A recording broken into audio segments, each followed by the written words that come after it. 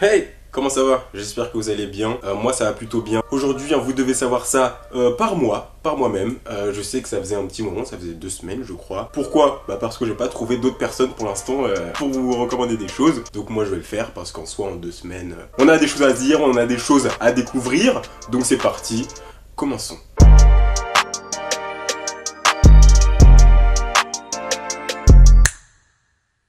Pour commencer, les recommandations, quoi de mieux que de vous recommander une série. C'est vrai que maintenant je regarde pas mal de séries depuis que j'ai Netflix en solo. Si vous voyez ce que je veux dire.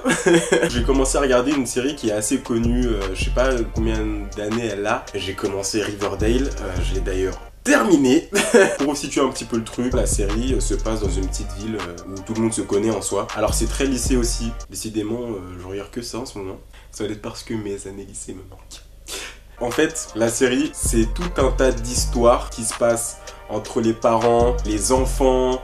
Franchement, c'est pas mal. Pourquoi? Parce que ça dénonce plein de trucs. La corruption par l'argent. Je sais pas comment expliquer ça. Mais en tout cas, moi, j'ai vraiment vu entre cette série autre chose qu'un drama entre lycéens. On voit comment une secte peut être intrusive dans la vie des gens. On parle de la condition humaine, hein, clairement. Le fait d'être corrompu parce que des personnes qui nous sont chères sont corrompues. Enfin, il y a plein de choses que j'ai vues dans cette série qui, pour moi, sont intéressantes à voir. Voilà pourquoi j'ai terminé cette série en 2-2, parce que en soi c'est très intéressant et je voyais au-delà du drama entre lycéens. Donc Riverdale sur Netflix, en streaming j'imagine, moi je vous recommande pour les raisons que je vous ai citées. On passe à la suite. Attention, nouvelle catégorie dont vous devez savoir ça, roulement de tambour.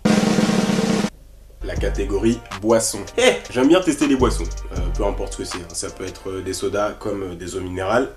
Les vrais savent. Je vais vous parler de 2 boissons que j'ai trouvées particulières. J'ai pas forcément aimé, enfin il y en a une que j'ai pas de ouf aimé, mais elle valait le détour quoi. En gros, je sais pas si vous connaissez, Fanta fait des saveurs de boissons en fonction des votes des internautes. Et du coup, il y avait un Fanta, il me semble, fruit du dragon mangue. Je me suis dit, mais waouh, ça a l'air stylé. Du coup, j'ai goûté.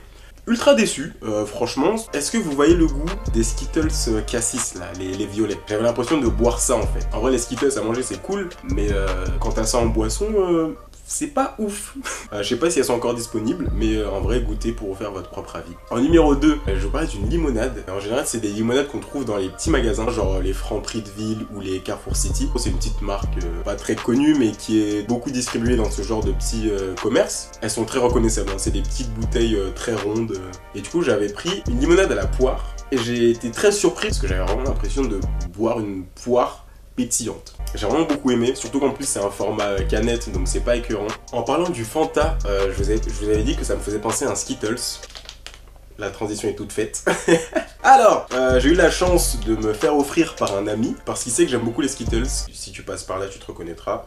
Merci. Et du coup, il m'a ramené des Skittles qui sont seulement distribués en Allemagne. Du coup, on a ceux-là, on a les Skittles blancs. Et on a ceux-là, les Sweet and Spicy. On sait pas ce qu'on mange. Du coup, genre, c'est les goûts normaux, c'est les goûts conventionnels. Mais comme ils sont tous blancs, bah, on sait pas ce qu'on mange et c'est la surprise à chaque fois, quoi. Du coup, c'est pas mal. En soi, c'est drôle. Les Sweet and Spicy, c'est particulier. En gros, bah, comme son nom l'indique, c'est sucré, mais un peu épicé. Genre, c'est piquant. Alors, c'est pas aussi bon que ce que je pensais, mais c'est très particulier parce que déjà, quand on croque, quand on prend une poignée de Skittles, j'ai vraiment eu l'impression de manger un chewing-gum. Parce que ça fait vraiment mal à barre. Enfin, je sais pas comment expliquer, mais on sait quand on mange un chewing-gum, il y a un truc qui se passe dans le palais au niveau de l'odeur et tout. À mon avis, vous devez me prendre pour un fou. Bref, ceux qui ont les mêmes sensations que moi voient ce que je veux dire, je pense. Et même au niveau de la texture, c'est très chewing-gum. Du coup, ce qui fait qu'en vrai, on n'a pas autant le goût que les Skittles conventionnels. Et ce qui est très drôle, c'est que d'un coup, il y a une sensation de piquant qui arrive et c'est déroutant. Et je me fatigue avec mes termes. Bref, oui, non, mais enfin, c'est le mot. En soi, c'est déroutant, on s'y attend pas. C'est particulier. Et en soi, c'est une expérience assez drôle de manger des trucs, des bonbons piquants. Ensuite, quelque chose que j'ai beaucoup utilisé pendant mon année, c'est les bibliothèques.